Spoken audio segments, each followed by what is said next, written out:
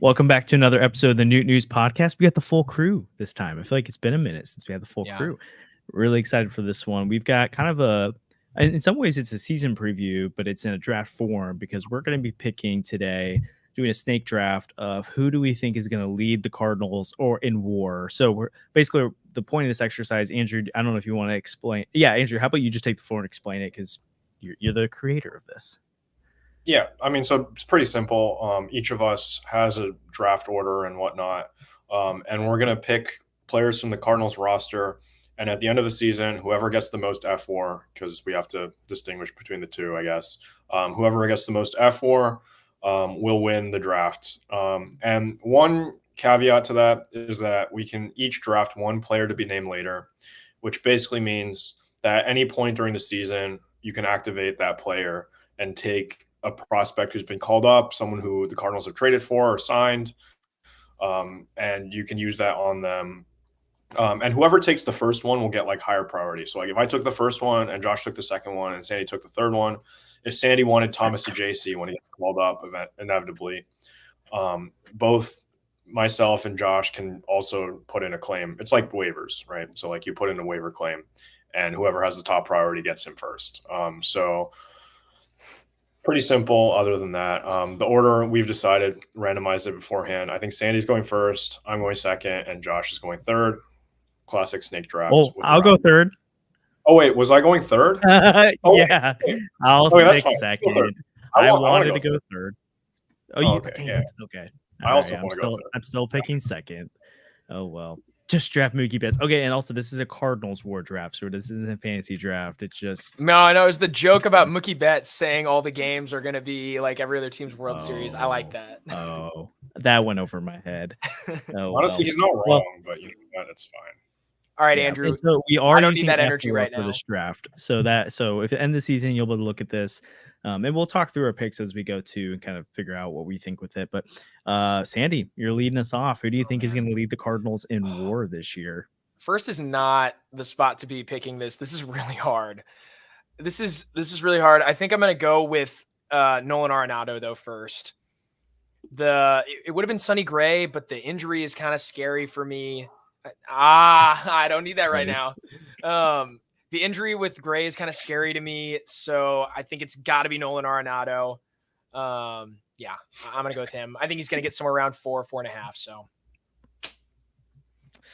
the second pick is so bad. I feel like there's a bunch of guys I'd pick here, and Andrew's gonna get fall 2 in his lap. Yeah, I'm gonna go Nootbaar. Because at least he put up 3.2 in only 117 games last year. So like it's pretty safe. And then if he can not miss a lot of time, then he's going to put up 4, potentially. I mean, 5 would be top tier scenario. So I'll go Newt here. Okay. That was one of the guys I was going to take with the wraparound. So that's unfortunate for me. But I'll take Paul Goldschmidt and I'll take Nolan Gorman. Nolan Gorman put up 2.5 F4 last year in 119 games. That was 4th on the team, and I feel like if he just stays healthy, it's pretty easy to exceed that. That June was horrible. I think he'll get better defensively. He's looked a lot better this spring already than even last year. And Paul Goldschmidt led the team in F4 last year, 3.7. Not too inspired by what has been like shown at spring training so far. I feel like he's been a little bit behind, but I feel like he's always a slow starter. Not too worried about it. We'll go with those 2 guys. Okay, I like it. I think this might surprise.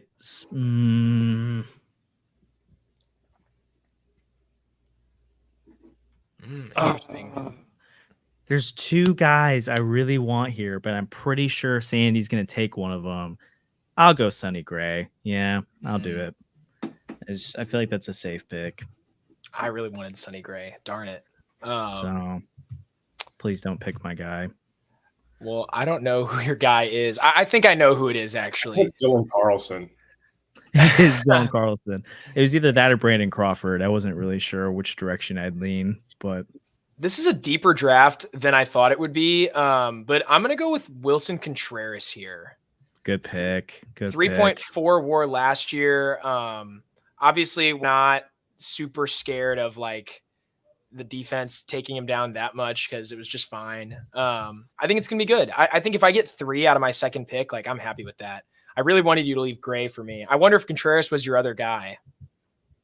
He may or may not have been. The last guy here, this is hard. There's a couple that I really like. Man, there's like a home run pick that if it went my way, it'd be the steal of the draft. I know you guys know who I'm talking about. Yeah. No. But the defense might be so bad this season that it could hurt him. On the flip side, there's a little bit of a higher floor kind of guy that I'm looking at here. This is really hard, guys. I think I'm going to go with Brendan Donovan. With my third pick. No! Yeah. Dang it. Sorry, I totally screamed into the mic. I thought he was going off it. No. Yeah, I'm going to take Brendan Donovan. Oh. The floor is high. I like Donovan, and I think he's going to get into the lineup a lot this year. If the offensive strides he realized in June are real, like this guy could be worth 4 WAR. So I'm going to go for it. Hopefully he's an all-star this year. Sandy, I hate you. That's not very nice. Gosh. It is very nice. I don't hate Sandy. I love Sandy. Okay. Does he do it? Sucks. All right. I'm going Junio Mason. Karakuto. Nah, I'm going to go Mason Wynn here. Okay. Interesting take. I looked at him. I thought about him. Yeah, I think the defense carries. If the bat's good, it's going to raise it even more. And he's going to play almost every day. So I think that helps out a lot. Audio listeners, I am so sorry for screaming in your ear, by the way. I'm just going to say it again because I lost it. I was so mad. Gosh dang it.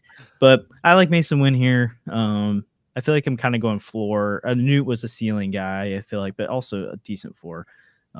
But I just don't see Wynn being below a 2 WAR player, and I feel like he's got the ceiling of 3.5, 4. So yeah. Why am I so mean to Sandy? I know it was a little too much. I'm sorry. No, it's okay. I would have been mad too.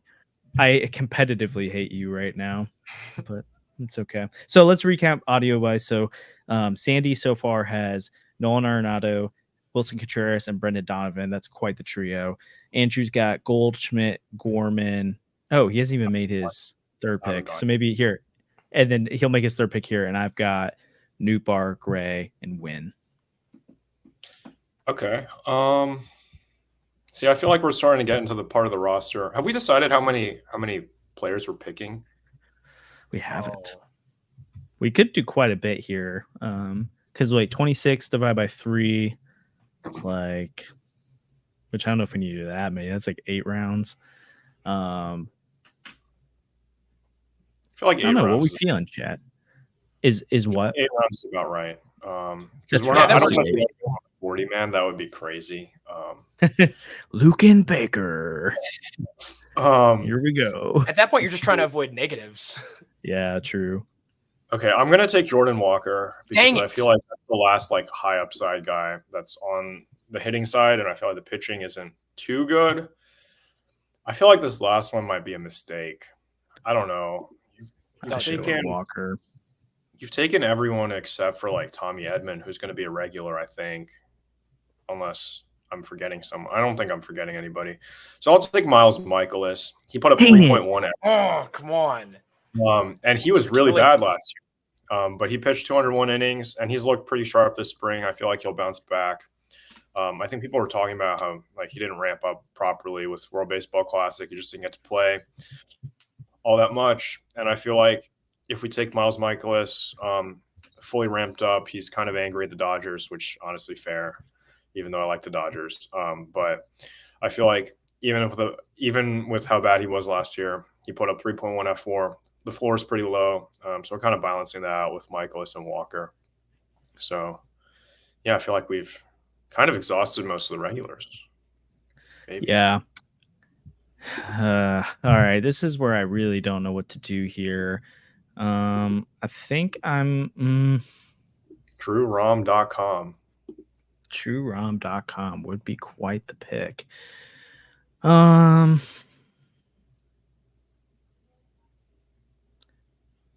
go Kyle Gibson. Interesting. Put up like 2.5 WAR last year for the Orioles. So I think he's like that. It's like Miles Michaelis, but not as quite as of a sure thing for me. But I like the ability for him there. So I think I don't see him getting removed from the rotation as long as he stays healthy. It's not, I mean, he wasn't very good last year and put up WAR. So it's like, if you see any improvement, then there you go. But this is going to get so memed. People are going to look at this list and be like, Kyle Gibson, but it's WAR, guys. I'm so glad you left him. I'm going to go with Steven Matz. Oh my goodness. Oh, I'm lagging out. I'm not banking on him being healthy. Look, I'm worried about the health. Oh, see, Kareem's got it. I'm going with Matz because look at what he did last year. He was worth 2 WAR, according to Fangraphs, in 100 innings. So obviously we're not expecting him to get up near 200 innings, but if he just gets that up to the 150 range and continues to pitch as well as he has, this could be a 3 WAR player late in the draft for me. And then after Matz, man, this is really getting tough. I'm thinking about Lynn. I don't really love him though. Because we've seen what happens when the wheels fall off with Lance Lynn, and it's just not that pretty. Maybe Ryan Helsley. Yeah, I think I'm going to have to do it. I think I'm going to go with Ryan Helsley. He only made 33 appearances last year. Still was worth over 1 WAR, according to both Baseball Reference and Fangraphs. I think if he's healthy all season, like we hope he can be, and if he can get near what he did in 2022, that could be pretty valuable. So I'm gonna go with Helsley. I like it. That was probably where I was gonna lean next. I'm gonna go Lance Lynn here because he did put up 0.5 WAR in a terrible year last year. The year before that, he put up almost 2 WAR. Could be negative. Yeah, that's true. In 120 innings, the year before that, he put up 4.3 WAR in 157 innings. So I feel like I'm scared of the negative here, but I'm also thinking I'm trying to occur some like random, like a bunch of 2 WAR guys right now. So yeah, there we go. I'm going Lance Lynn here. Man, I'm telling you, people are going to look at my list and be like, Kyle Gibson and Lance Lynn. Bose Water is being held so hard right now, but it's where we're at. See, okay. You guys have, is that the whole rotation that you guys have taken? I feel like that's basically the whole rotation. Yeah, the whole rotation's gone now, except some guys who could fill in. So yeah, I'm going to take Tommy Edman. I feel like he felt pretty. Wait, I thought he got picked. No, he was available. I heard Andrew say his name, and in my head he got picked. Dang it! I mean, I feel like Tommy Edman might just get traded, so I might get nothing. But also, if he stays with the team, if Victor Scott isn't ready, if Carlson doesn't play well, if he comes back and he's healthy, he could be like a 3 WAR guy. I feel like he's been that in the past. I think he was like a 5 WAR guy back in 2022. So I feel like Tommy Edman makes the most sense. And then I'll take the first player to be named later. I feel like we're deep enough in the draft where we can get a good prospect or a trade piece would probably be better than some of the guys that I'm looking at right now. Maybe a couple prospects will get picked by you guys, but I feel pretty confident in taking those 2 right here. Josh is sad. I'm very sad. It made me mad, but I feel like I'm a nursery rhyme right now. What is happening? Okay. I'm picking between 2 guys here. I will go Victor Scott. I think it's a risky pick, but this defense and speed side of things will help occur WAR if he. So I think Fangraphs had him projected at like a 2 point something this year if he played. Where's the Fangraphs projections? Oh, I got rid of it by accident. That sucks. So I'm gonna go for it because I'm getting more and more skeptical actually that he's gonna make the opening day roster. And I'm not against it either. I think there's a lot of compelling cases. Yeah, okay. So they have him projected at 1.7 WAR, and that's at a 78 WRC plus.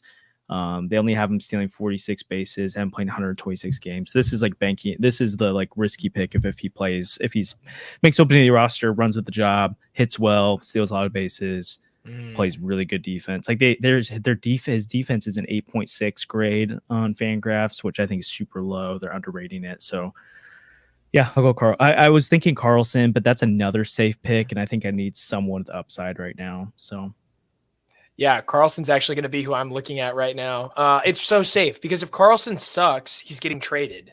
And then I don't have to deal with the negative, the fallout from that. So I think I'm going to go with Carlson here. I just think the floor is high for this pick. And Carlson still is like 25. There's still every chance that he figures it out. He's had a couple good games in a row in spring training. Not that I put any stock in that. But I think there's, especially if Scott doesn't make the roster, Carlson could start accruing some value day one. And maybe if he's good for a little bit, he'll get traded and then that gets locked in and he can't lose it by stinking in the second half. So I'm going to go with Carlson. And then I think I'm going to take Zach Thompson on the back side. I was debating him with the next one. So I like Thompson a lot. Worth 1.1 WAR last year. Not a ton of games. The projections all have him somewhere between like 0.8 and 1.4, but this is with like 80 innings pitched, 90 innings pitched. I think there's every chance Thompson breaks into this rotation. He was pretty impressive last year in a smaller sample. I think I might like him more than one of Lynn or Gibson. And if one of those guys gets hurt or DFA'd, we could see Thompson make a bunch of starts. So I'm going to go with Thompson here. I like it. And I'm so glad, Seth, you waited to say that because Ivan Herrera is my next pick. I've been sitting on it, and I've been waiting. He accrued 0.5 WAR in 13 games last year, and he like wasn't even like all that. Like he was good at the plate, but not like insane. So I feel like you give him enough starts, and then there's also the scenario too where again I think Contreras plays a lot, but there's a scenario where Herrera gets more and more plate appearances as the year goes on. So I'm going to pick Yvonne here. Now, let me make sure I've got all my picks and you guys. So I've got Newt, Gray, Wynn, Gibson, Lynn, VS2, and Herrera. I don't think I'm missing any of my picks. I've written all mine down in our 1, 2, 3, 4, 5, 6, 7. We're good. I'm upset. I was going to pick Herrera, but that's okay. And then this is the last round right here, right? Like, so you've got the last two picks on the way back. Yeah. Right. Yeah. Okay. Let's see. I already took my player to be named later, so I'm kind of chilling. Honestly, you guys might just have those last two. Maybe I took it too early. There's still some value to be found. I'm gonna take. This is hard. I'm going to take Alec Burleson. Wait, am I? No. Oh. Matt Carpenter. He was worth negative last year because his defense was so bad. And I feel like it's tough. I thought about it. I'm not Burleson. As much as I like the bat, he's just too terrible in the field. I'll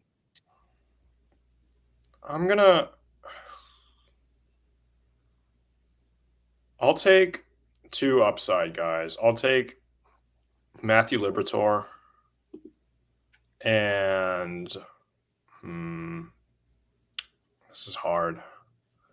Kareem is saying something, but I feel like I was going to take him with my slot. Now I'm banking on us getting someone at the deadline. I'll take Thomas Saggese. I liked what I saw out of him at spring training. Looks like a really complete hitter. So I'm going to go with two guys that I feel like it's just I don't know when he's going to come up, and I don't know where the spot for him is on the roster. Yeah, so that's why I would have taken a reliever, but there's some guys in the bullpen left that could easily be 1.5 WAR pitchers. I thought about Giovanni Gallegos, but I don't like him, and I kind of want to put him there.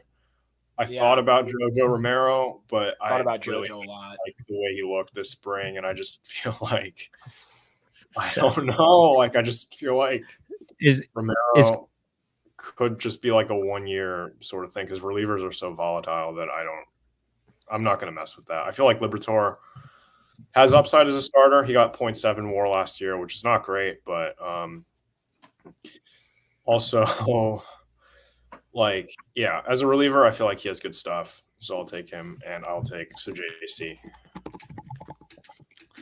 Yeah. So here, let me throw some ideas out. You guys see if I can pick them. So is Kareem on the board? Oh, round one. Is Kareem on the board or no? No. Okay. Is Ollie? Does Ollie accrue WAR?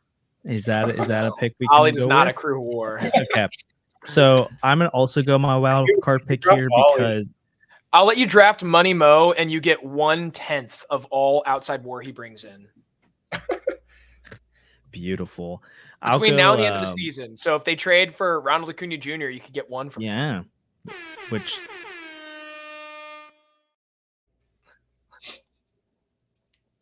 I'm gonna pick my wild. I think like there's the chance that there's a deadline acquisition they could use. Like, I mean, if they get like a Jose Quintana type, that could occur some nice war.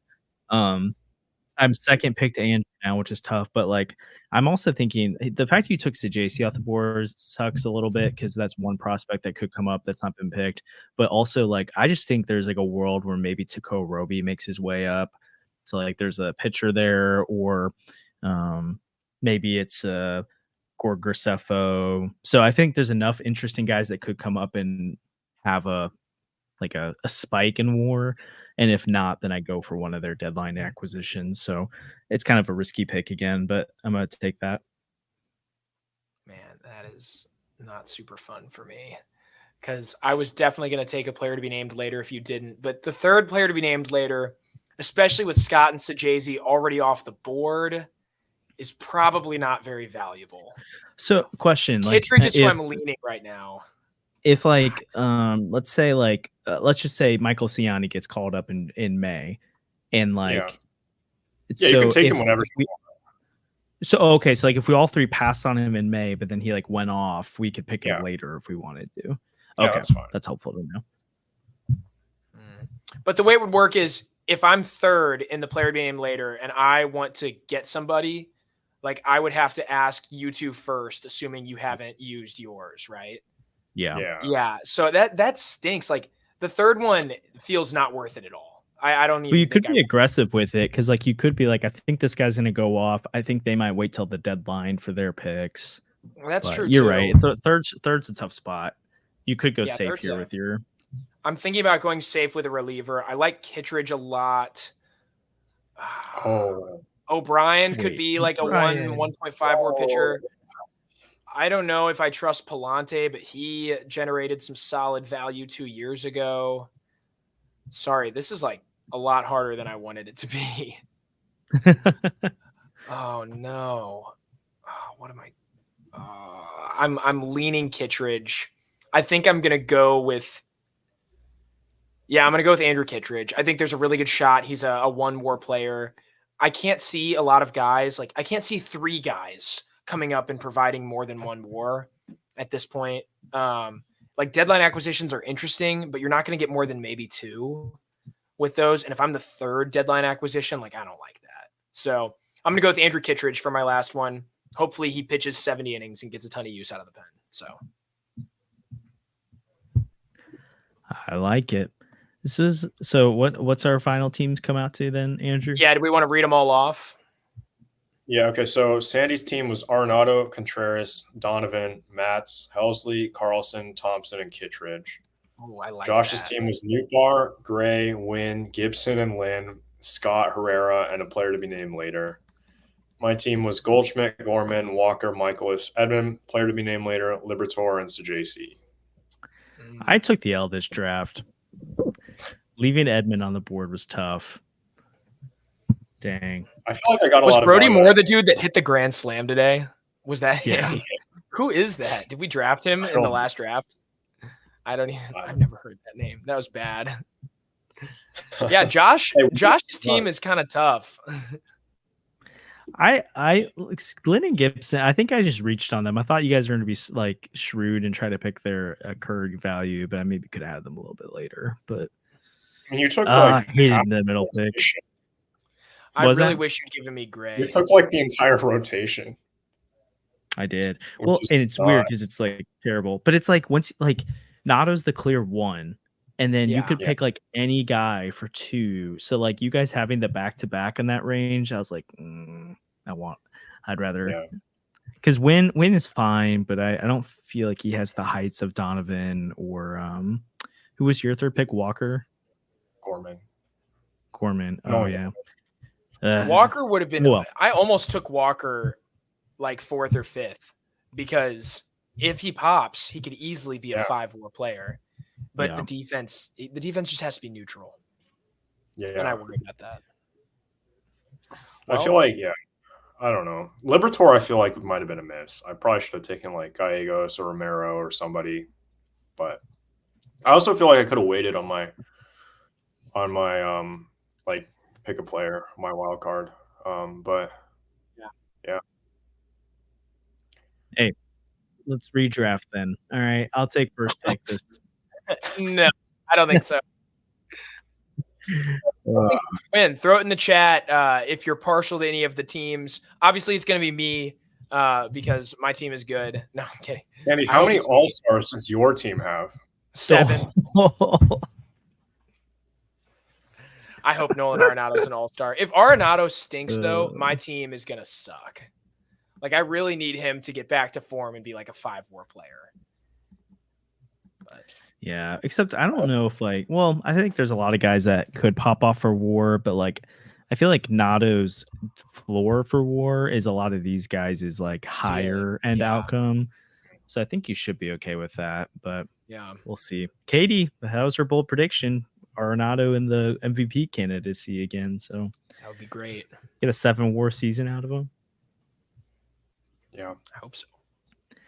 Yeah, well, I think that's pretty much about it. I don't know if we need to react to the Keenan Middleton injury or any of that.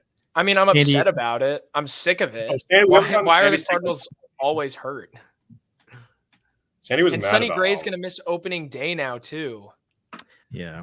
That's but it doesn't sound like he's going to hit the IL. So as long as he's in the first 5 starts, I feel like it'll be okay. But yeah, it's just annoying because I want our like sparkly, shiny new ace to pitch on opening day because that's what's supposed to happen.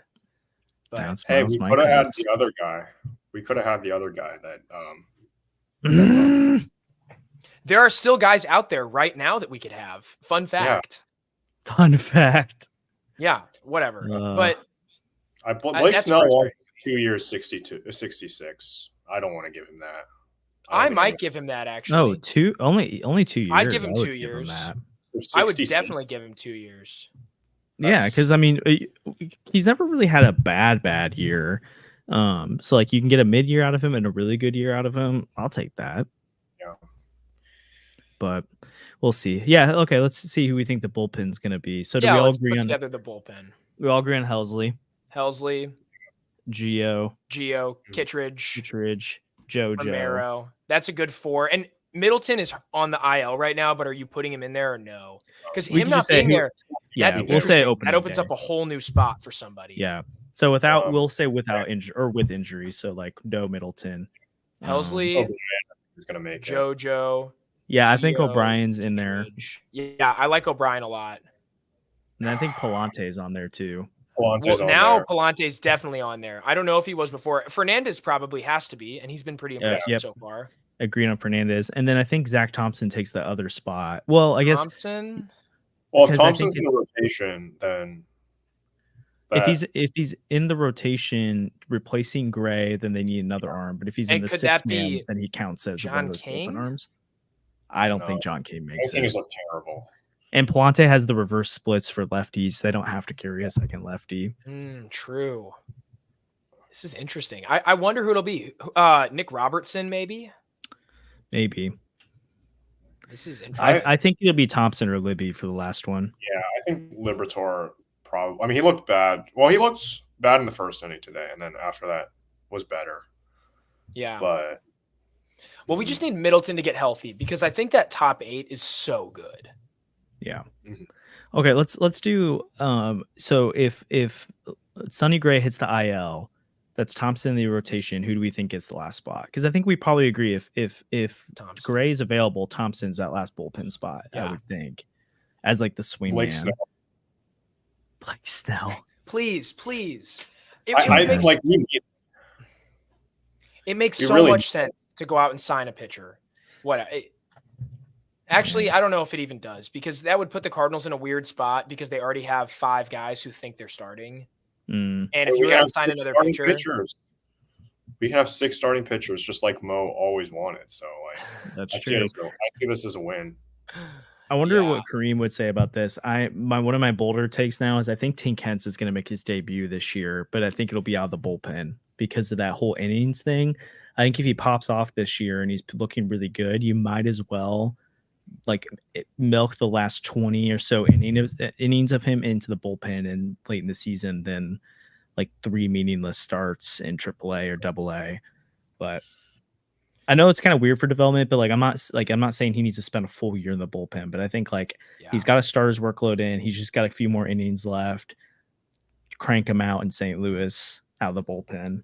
But they've got so many interesting guys though already, like reliever wise, that I don't know if they'll need. I feel like they would only do that if they felt like they really needed him. Yeah, but I don't know. Here's a random hypothetical for you guys. I was thinking about this. Sorry, one other thing is he has to be out of the 40-man this year. After this year, so that's part of it too. Is that like there's a reason to make the move, but then you also use an option on him if you do that. And you want to waste that?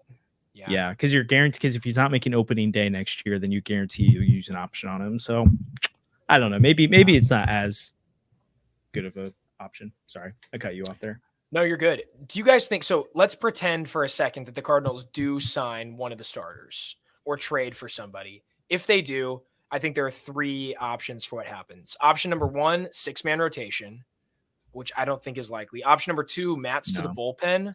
Or option number 3, get rid of somebody.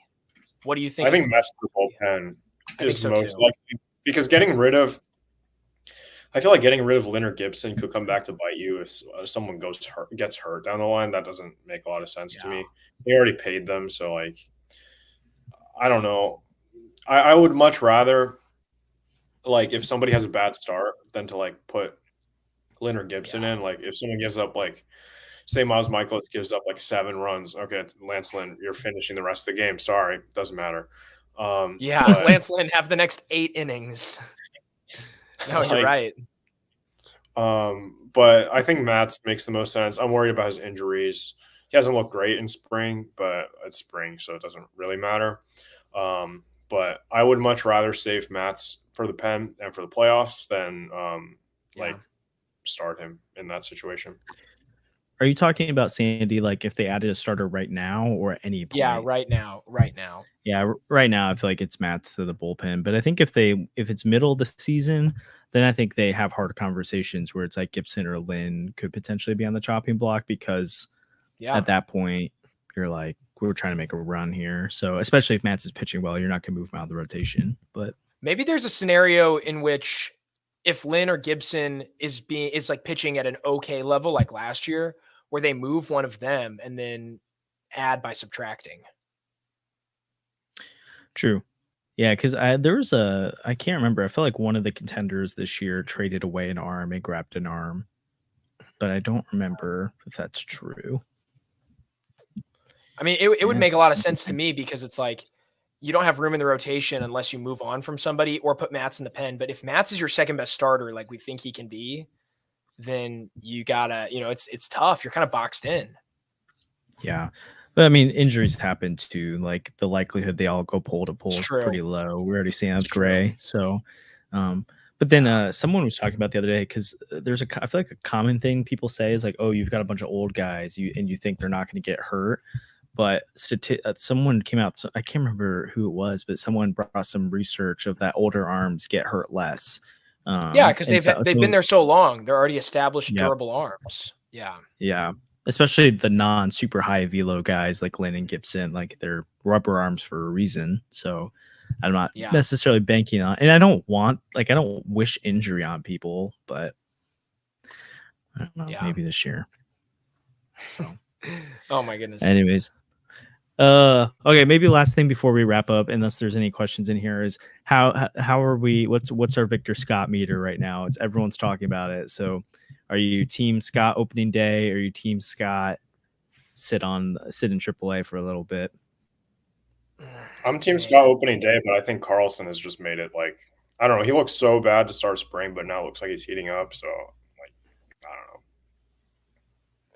I think I want Scott on the opening day roster personally, but I don't think he's going to be on the opening day roster. I would say there was a second where all of a sudden I thought it was likelier than not that Scott made the roster. But since then, I think things have trended the wrong direction for him.